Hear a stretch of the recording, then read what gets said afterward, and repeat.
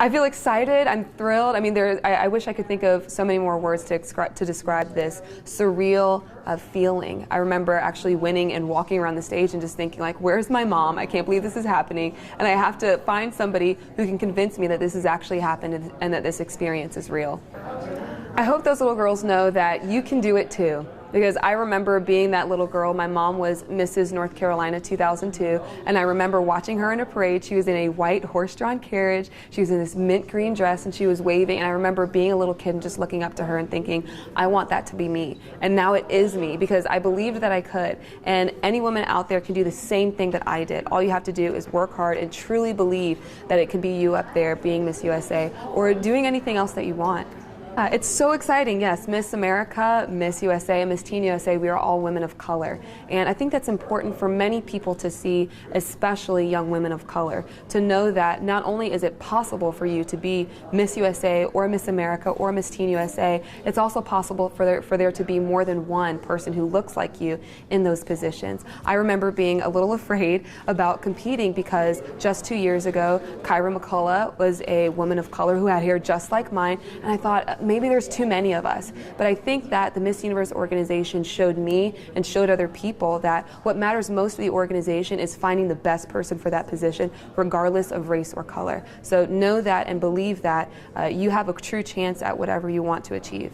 There are two issues that I want to work with specifically while I'm Miss USA. One thing that means a lot to me is Dress for Success. It's an organization that works on economic independence for women. And one of the really cool programs that they have is their suiting program. They'll provide an outfit for a woman who can't afford clothing for an interview. And if that woman gets the interview or gets the job that she's interviewing for, Dress for Success will provide a full wardrobe to start her off on the right foot. And that means a lot to me. So I'm working with Dress for Success. I've been named an Impact Ambassador for the international organization, so I'll be traveling across the country talking about the organization and advocating for Dress for Success.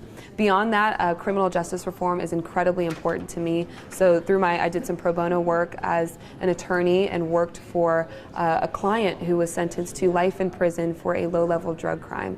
And I worked with my stepdad, who is also an attorney, because we believe that he needs relief, and we're hoping to get that for him. So as Miss USA, I hope to continue to talk about the clients that I've worked with and other people who need help.